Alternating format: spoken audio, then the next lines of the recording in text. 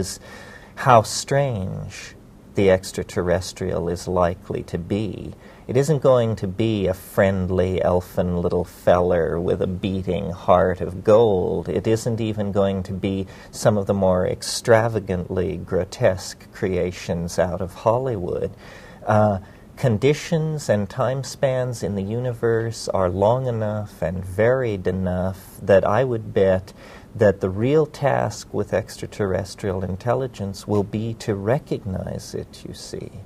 We have no conception of how species-bound our images of life and biology are. This is a place where we have never been asked to confront to what degree the monkey within us is channeled our expectations and perceptions. Well, it is the case that on this planet, virtually all known life forms are based on the same DNA molecule.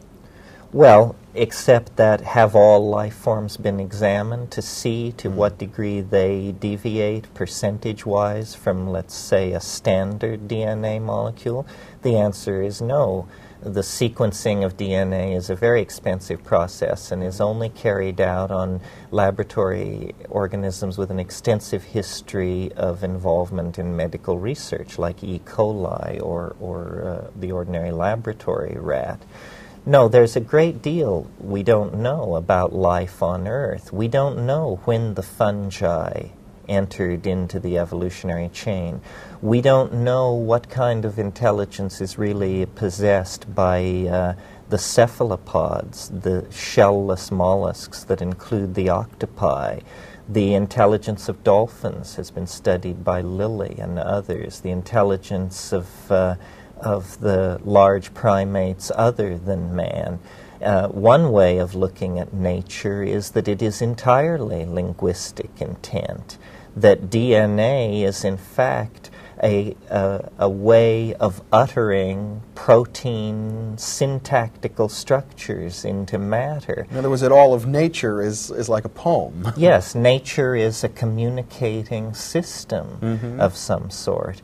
And the problem that we have is to transcend cultural languages, historically created languages with very limited applications, and instead fall into phase with the communication systems that nature has placed all around us. One possible view of the flying saucer is that it is a kind of projection from the consciousness of the planet, that it is Gaia, that it is in fact a kind of alchemical object haunting human historical time with a symbol of totality, the kind of totality that our religions and our mystical yearnings are so at pains to concretize for us.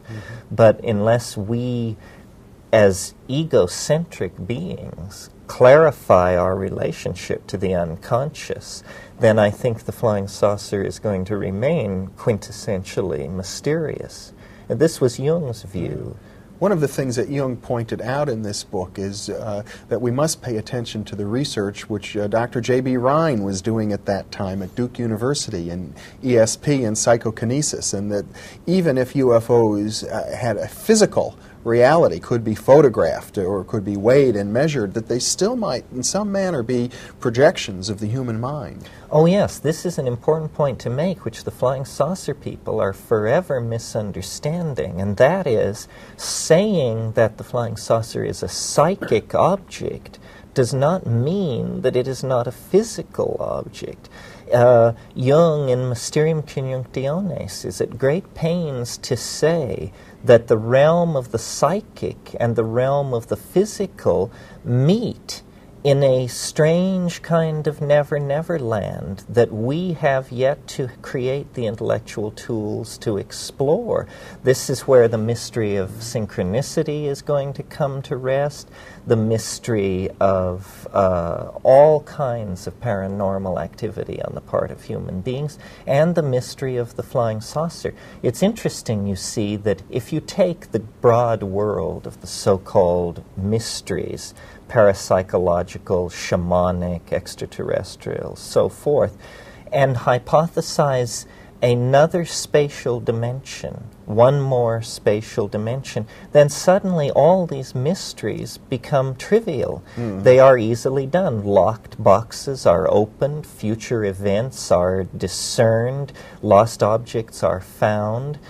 This sort of thing becomes quite the ordinary run of things if we hypothesize dimensions hidden from ordinary experience. And of course there's serious work at this point in the field of unified field theory and physics to postulate other dimensions of space than we normally think of. So that's right. The current physical models of the universe require 11 dimensions, 11 integrated variables to describe, and that's physical models of the universe. If we then turn our attention to mind and realize that having no definition of what mind is, why then is there any mystery in the fact that we have no definition of what the UFO is?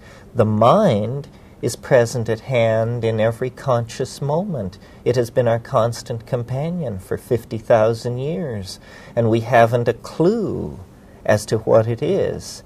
So, therefore, a manifestation of the other, the superego, or the extraterrestrial other, like the UFO, it is not surprising that it is a mystery. I always hark back to the words of J.B.S. Haldane, the great British enzymologist, who said, reality is not only stranger than we suppose, it may be stranger than we can suppose. Well, that suggests to me that if we look at some of the most bizarre, most anomalous cases that we have, such as UFOs, and we begin to ask ourselves, not so much what are they, because that's a mystery, but what is their function? How are they affecting us?